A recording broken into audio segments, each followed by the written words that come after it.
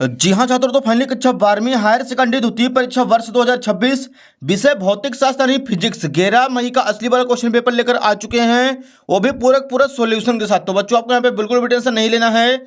यदि आप इस वीडियो को शुरू से लेकर लास्ट तक वॉच करते हैं तो 100% गारंटी है कि आपको इस बार फिजिक्स में पास होने से कोई भी नहीं रोक सकता। तो चलिए बच्चों, बिना टाइम वेस्ट किए सबसे पहले आप लोग यहाँ पे देख सकते हैं पेपर का फ्रंट पेज आपका कुछ इस टाइप का है। नीचे QR कोड भी दिया गया है, मतलब पूरा अपना असली वाला क्वेश्चन पेपर है। अगले पेज से देखिए बच्चों, यहाँ पे दिया गया सबसे पहले प्रश्न 1, प्रत्येक प्रश्न में दिए गए विकल्पों में से सही विकल्प चुनकर लिखिए। पहला क्वेश्चन है, किस उपकरण का उपयोग वोल्टेज नियंत्रक के रूप में किया जाता है? इसका आंसर हो जाएगा ऑप्शन नंबर 3 जेनर डायोड। दूसरा क्वेश्चन है, ओमी प्रतिरोध है, इसका आंसर हो जाएगा ऑप्शन नंबर 2 तांबे का तार। तीसरा क्वेश्चन है, संयुक्त सूक्ष्मदर्शी में नेत्रिका की फोकस दूरी अभिदर्शक की फोकस दूरी से अधिक होती है। चौथा क्वेश्चन, एक प्रोटॉन में न्यूनतम आवेश होता है, इसका आंसर हो जाएगा ऑप्शन नंबर 3 1.6 × 10⁻⁻19 कूलम। अगला देखिए, पांचवा क्वेश्चन है, किसी कुंडली का स्वप्रेरकत्व तो निर्भर नहीं करता है, इसका आंसर हो जाएगा ऑप्शन नंबर 2 कुंडली में प्रवाहित धारा पर। अगला देखिए छठवां प्रश्न, ट्रांसफार्मर किस सिद्धांत पर आधारित होता है? इसका आंसर हो जाएगा ऑप्शन नंबर 2 अन्योन प्रेरण के सिद्धांत पर। अगला देखिए जी नंबर क्वेश्चन है, विद्युत चुंबकीय तरंगें उत्पन्न होती हैं, इसका आंसर हो जाएगा ऑप्शन नंबर 1 त्वरित आवेश से। तो बच्चों यहाँ पे जो क्वेश्चन नंबर पहला था सही विकल्प चुनकर लिखिए, वो अपना पूरा कंप्लीट हो चुका है। इसके आप लोग फटाफट स्क्रीनशॉट ले लीजिए। क्वेश्चन नंबर 2 के लिए मूव करते हैं डियर अगले पेज पर। तो यहाँ पर देखिए पहले बच्चों क्वेश्चन नंबर 2 हमारे सामने है, रिक्त स्थानों की पूर्ति कर लिखिए। पहला क्वेश्चन, सबसे अधिक आवृत्ति की विद्युत चुंबकीय तरंगें डेड डैश हैं, तो इसका आंसर हो जाएगा गामा किरणें। सेकंड क्वेश्चन, धारावाही परिनालिका वृत्ताकार लूप की भांति व्यवहार करती है। तीसरा क्वेश्चन, मीटर सेतु व्हीटस्टोन सेतु के सिद्धांत पर आधारित होता है। चौथा क्वेश्चन, जल के अंदर वायु का बुलबुला अपसारी यानी अवतल लेंस की भांति व्यवहार करता है। अगला देखिए छठवां प्रश्न है, आकाश का नीला दिखाई देने का कारण प्रकाश का प्रकीर्णन है। सातवां क्वेश्चन, विद्युत परिपथ में वोल्ट मीटर को सदैव समांतर क्रम में जोड़ते हैं। तो बच्चों यहाँ पे जो क्वेश्चन नंबर 2 था, रिक्त स्थानों की पूर्ति कीजिए, वो भी अपना पूरा कंप्लीट हो चुका है। इसका भी आप लोग फटाफट स्क्रीनशॉट ले लीजिए। क्वेश्चन नंबर 3 के लिए मूव करते हैं अगले पेज पर। यहाँ पे देखिए तीसरा प्रश्न है, खंड आ और खंड बा को साथ मिलाकर सही जोड़ी बनाइए। एक साइड है खंड आ, दूसरे साइड है खंड बा। पहला नंबर देखिए बच्चों, संयुक्त सूक्ष्मदर्शी की आवर्धन क्षमता, इसका आंसर हो जाएगा option number D -V0/U0 × 1 + D/Fe। Second question है, ब्रूस्टर का नियम, इसका आंसर हो जाएगा प्रकाश का ध्रुवण। तीसरा है अवरक्त किरणें, तो विलियम हर्शल ने खोज की थी।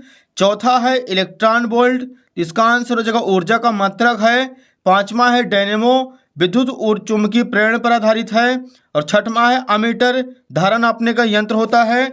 अगला देखिए बच्चों, यहाँ पे सातवां दिया गया है विद्युत सामर्थ्य, इसका आंसर हो जाएगा VI। तो डियर यहाँ पे जो क्वेश्चन नंबर 3 है सही जोड़ी मिलाइए, वो भी अपना पूरा कंप्लीट हो चुका है। इसका भी आप लोग फटाफट स्क्रीनशॉट ले लीजिए। क्वेश्चन नंबर 4 के लिए मूव करते हैं अगले पेज पर। यहाँ पे देखिए प्रश्न 4 है, प्रत्येक कथन का एक वाक्य में उत्तर लिखिए। पहला क्वेश्चन है, लेंस की फोकस दूरी लेंस की क्षमता पर किस प्रकार निर्भर करती है? जिसका आंसर हो जाएगा व्युत्क्रम के बराबर होती है, P = 1/F। सेकंड क्वेश्चन, किस गेट को व्युत्क्रम गेट कहा जाता है? इसका आंसर हो जाएगा नॉट गेट को। तीसरा क्वेश्चन, लेंज का नियम किस सिद्धांत पर आधारित होता है? इसका आंसर हो जाएगा ऊर्जा संरक्षण के नियम पर आधारित है। अगला क्वेश्चन देखिए बच्चों, चौथा है, देहली आवृत्ति क्या है? इसका आंसर हो जाएगा कम आवृत्ति के विकिरण से प्रकाश इलेक्ट्रॉन उत्सर्जन नहीं होने देते, इसे देहली आवृत्ति कहते हैं।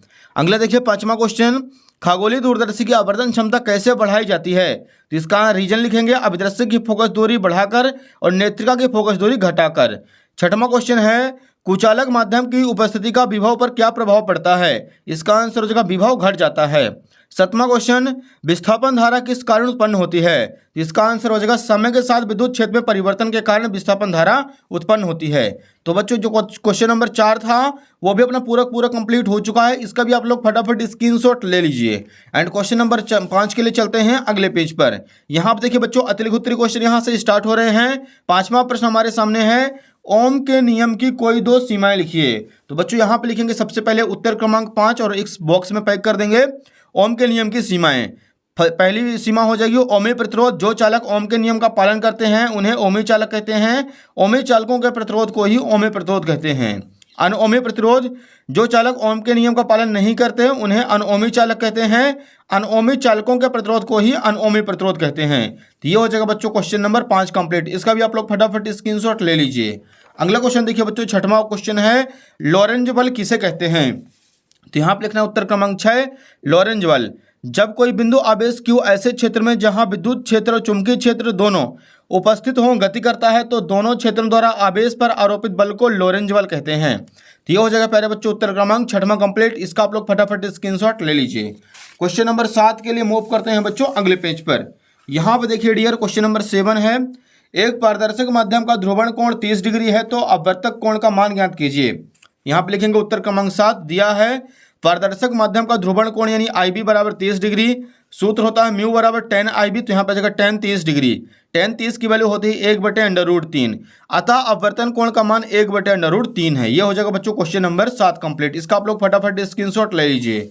अगला देखिए बच्चों, क्वेश्चन नंबर 8वां दिया गया है, विद्युत चुंबकीय प्रेरण के लिए फैराडे का दूसरा नियम लिखिए। तो यहाँ पे लिखेंगे बच्चों उत्तर क्रमांक 8, फैराडे का सेकंड नियम, प्रेरित विद्युत वाहक बल का मान चुंबकीय फ्लक्स में परिवर्तन की दर के अनुक्रमानुपाती होता है। सूत्र के रूप में एप्सिलॉन इक्वल -dφb/dt। ये हो जाएगा प्यारे बच्चों क्वेश्चन नंबर 8वां कंप्लीट। इसका आप लोग फटाफट स्क्रीनशॉट ले लीजिए। अगला देखिए बच्चों, क्वेश्चन नंबर 9वां दिया गया है, सिद्ध कीजिए कि विद्युत क्षेत्र के किसी समांतर पृष्ठ से गुजरने वाला विद्युत फ्लक्स का मान 0 होता है। तो ये रहा बच्चों उत्तर क्रमांक 9। इसका आप लोग फटाफट स्क्रीनशॉट ले लीजिए। यहाँ पे लास्ट में निकल के आ जाएगा, बेलन के अंदर कोई आवेश नहीं होता है, अतः विद्युत क्षेत्र के किसी समांतर पृष्ठ से गुजरने वाला विद्युत फ्लक्स का मान 0 होता है। इसका आप लोग फटाफट स्क्रीनशॉट ले लीजिए। अगला देखिए बच्चों, क्वेश्चन नंबर 10 के लिए मूव करते हैं अगले पेज पर। यहाँ पे 10वां क्वेश्चन है, खतरे का सिग्नल लाल रंग का होता है क्यों। तो यहाँ पे लिखेंगे उत्तर क्रमांक 10, खतरे का सिग्नल लाल रंग का होता है। लाल रंग के प्रकाश का तरंगदैर्ध्य अधिक होता है, जिससे रेले के नियमानुसार वायुमंडल के अणुओं द्वारा लाल रंग के प्रकाश का प्रकीर्णन बहुत कम होता है, अतः लाल रंग के सिग्नल को दूर से देखा जा सकता है। यह हो जाएगा बच्चों क्वेश्चन नंबर 10 कंप्लीट। अगला देखिए क्वेश्चन नंबर 11 दिया गया है, द्रव्य तरंगों के कोई 2 गुण लिखिए। तो यहाँ पे लिखेंगे द्रव्य तरंगों के कोई 2 गुण निम्न हैं। पहला, द्रव्य तरंगें प्रत्येक गतिशील कण से संबंध होती हैं। दूसरा हो जाएगा द्रव्य तरंगें विद्युत चुंबकीय तरंगें नहीं होती हैं। तो ये हो जाएगा प्यारे बच्चों क्वेश्चन नंबर 11 कंप्लीट। इसका आप लोग फटाफट स्क्रीनशॉट ले लीजिए। अगला देखिए क्वेश्चन नंबर 12 दिया गया है, N प्रकार एवं P प्रकार के अर्धचालक में अंतर लिखिए कोई 2। तो यहाँ पे हेडिंग डालेंगे उत्तर क्रमांक 12, एक साइड N प्रकार का अर्धचालक, दूसरे साइड P प्रकार का अर्धचालक। पहला पॉइंट लिखेंगे, इसमें बहुसंख्यक आवेशवाहक इलेक्ट्रॉन होते हैं, इसमें बहुसंख्यक आवेशवाहक होल होते हैं। सेकंड पॉइंट पे लिखना है, इसमें अल्पसंख्यक आवेशवाहक होल होते हैं, इसमें अल्पसंख्यक आवेशवाहक इलेक्ट्रॉन होते हैं। तो बच्चों जो क्वेश्चन नंबर 12 था, 12 का अथवा वो भी अपना पूरा कंप्लीट हो चुका है। इसका आप लोग फटाफट स्क्रीनशॉट ले लीजिए। अगला देखिए बच्चों, इसी के नीचे दिया गया क्वेश्चन नंबर 13, इसका आप लोग अथवा कर लीजिएगा, किसी सेल के विद्युत वाहक बल विभवांतर और आंतरिक प्रतिरोध में संबंध स्थापित कीजिए। तो ये रहा बच्चों क्वेश्चन नंबर 13 कंप्लीट। अथवा आप लोग इसका देख सकते हैं, सबसे पहले डायग्राम बनाएंगे, epsilon small r capital R और यहाँ पे कुंजी के साथ संयोजित कर देना है। तो यहाँ पे I बराबर कुल विभवांतर बटे कुल विद्युत वाहक बल कुल प्रतिरोध, I बराबर एप्सिलॉन बटे R प्लस R, ये वाला फॉर्मूला लगाएंगे बच्चों, दोनों समीकरण को तुलना कराएंगे तो यहाँ पे निकल के आ जाएगा R बराबर R इंटू एप्सिलॉन बटे V-1। अतः किसी सेल के विद्युत वाहक बल विभवांतर और आंतरिक प्रतिरोध में यही अभिष्ट संबंध है। इसका आप लोग फटाफट स्क्रीनशॉट ले लीजिए। क्वेश्चन नंबर यहाँ पे हो जाता है 13 कंप्लीट। क्वेश्चन नंबर 14 के लिए मूव करते हैं अगले पेज पर। यहाँ पे देखिए प्रश्न 14 है, विद्युत परिपथ की सहायता से विभव मापी का सिद्धांत समझाइए। तो ये रहा बच्चों क्वेश्चन नंबर 14 कंप्लीट, विभव मापी का सिद्धांत। इसका आप लोग फटाफट स्क्रीनशॉट ले लीजिए। लास्ट में निकल के आएगा V = KL या V प्रोपोर्शनल L, यही विभव मापी का सिद्धांत है।